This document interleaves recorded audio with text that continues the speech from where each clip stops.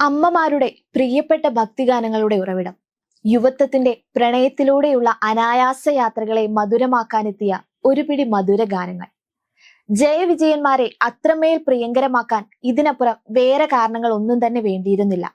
ധർമ്മശാസ്ത്ര, നിറകുടം, സ്നേഹം, തെരുവുഗീതം തുടങ്ങിയ സിനിമകളിലെ ഗാനങ്ങളിലൂടെയായിരുന്നു ജയവിജയന്മാരെന്ന ഇരട്ട സഹോദരങ്ങൾ ശ്രദ്ധിക്കപ്പെടുന്നത്. 6-ാം വയസ്സിൽ സംഗീത പഠനം തുടങ്ങിയ ജയൻ 10-ാം വയസ്സിൽ കുമാരനെല്ലൂർ ദേവീക്ഷേത്രത്തിൽ അരങ്ങേറ്റം കുറിക്കുന്നു.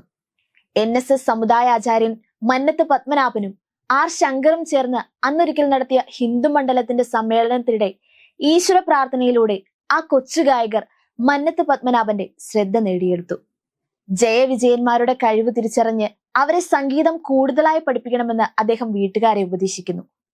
ശ്രീനാരായണ ഗുരുവിന്റെ പ്രമുഖ ശിഷ്യരിൽ ഒരാളായ കോട്ടയം കടമ്പൂത്തറ മഠത്തിൽ ഗോപാലതന്ത്രിയുടെ ഇരട്ട മക്കൾ ജയനും വിജയനും അങ്ങനെ ആദ്യം മികവ് തെളിയിച്ചത് കർണാടക സംഗീതത്തിലായിരുന്നു. ഇഷ്ടദൈവമായ അയ്യപ്പസ്വാമിക്ക് ഗാനാർച്ചനയൊരുക്കിയാണ് ജയവിജയന്മാർ സംഗീതയാത്രയ്ക്ക് തുടക്കമിടുന്നത്. ഭക്തിഗാനങ്ങളിലൂടെ മലയാള സംഗീത ലോകത്ത് KG ജയൻ തന്റെ ഇരിപ്പിടം ഉറപ്പിച്ചു. പിന്നീട് സഹോദരനായ വിജയനോടൊപ്പം ചേർന്നുള്ള കൂട്ടുകെട്ടിലൂടെ ശാസ്ത്രീയ സംഗീതം, ഭക്തിഗാനം, ചലച്ചിത്ര ഗാനം തുടങ്ങിയ മേഖലകളിൽ മികച്ച ഗാനങ്ങൾ ഒരുക്കി. ശബരിമല ക്ഷേത്രം ഭരിക്കുന്ന ദേവസ്വം ബോർഡ് പുറത്തിറക്കിയ ഒരേയൊരു ഭക്തിഗാന ആൽബം ശബരിമല അയ്യപ്പനിലെ ഏറ്റവും ഹിറ്റായ ഗാനങ്ങളിലൊന്നും ജയവിജയന്മാരുടേതാണ്. സന്നിധാനത്ത് നട തുറക്കുമ്പോൾ കേൾക്കുന്ന ശ്രീകോവിൽ നട തുറന്നു എന്ന ഗാനം ഇരുവരും ഈണമിട്ട് പാടിയതാണ്. യേശുദാസ് ആലപിച്ച് KG ജയൻ ഈണമിട്ട മയിൽപീലി എന്ന കൃഷ്ണഭക്തി ഗാന ആൽബം ഇന്നും ആസ്വാദ ഹൃദയങ്ങളിൽ പ്രിയപ്പെട്ടതായി മാറ്റമില്ലാതെ നിലകൊള്ളുന്നവയാണ്. 20ഓളം സിനിമകൾക്ക് സംഗീത സംവിധാനം നിർവഹിച്ചു.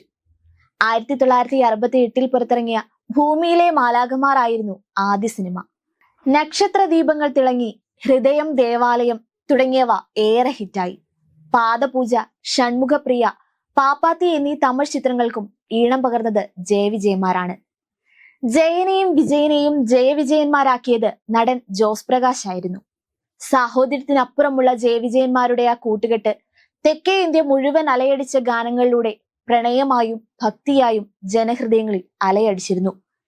1988 വിജയന്റെ നിര്യാണത്തോടെ തനിച്ചായെങ്കിലും ഭക്തിഗാനങ്ങളിലൂടെയും കച്ചേരികളിലൂടെയും ജയൻ തന്റെ സംഗീതയാത്ര തുടരുകയായിരുന്നു. കോട്ടയം നാഗമ്പടം കടമ്പൂത്തറ മഠത്തിൽ ഗോപാലതന്ത്രിയുടെയും പൊൻകുന്നം തകിടിയേൽ കുടുംബാംഗം പരേതിയായ നാരായണിയമ്മയുടെയും മകനായിട്ടാണ് ജയവിജയന്മാരുടെ ജനനം. ശ്രീനാരായണ ഗുരുവിന്റെ നേർ ശിഷ്യനായിരുന്നു അച്ഛൻ ഗോപാലതന്ത്രി. മനോജ് K ജയൻ എന്ന നടന് അഭിമാനിക്കാം ജയൻ എന്ന സംഗീത മികവിന്റെ മകനായതിൽ. 2019 രാജ്യം പത്മശ്രീ നൽകി അദ്ദേഹത്തെ ആദരിച്ചിരുന്നു. 1991 സംഗീത നാടക അക്കാദമി, 2013 ഹരിവരാസനം പുരസ്കാരങ്ങളും അദ്ദേഹത്തിന് ലഭിച്ചിരുന്നു. വാർദ്ധക്യ സഹജമായ രോഗങ്ങളെ തുടർന്ന് അദ്ദേഹം ഇഹലോകത്തോട് വിട പറയുന്നു. 1000-ലധികം ഗാനങ്ങൾക്ക് ഈണം നൽകിക്കൊണ്ട് സംഗീത ലോകത്തിൽ മായാത്ത ഒരു ഇരിപ്പിടം നേടിക്കൊണ്ടാണ് ജയൻ എന്ന സംഗീത പ്രതിഭ യാത്രയാകുന്നത്.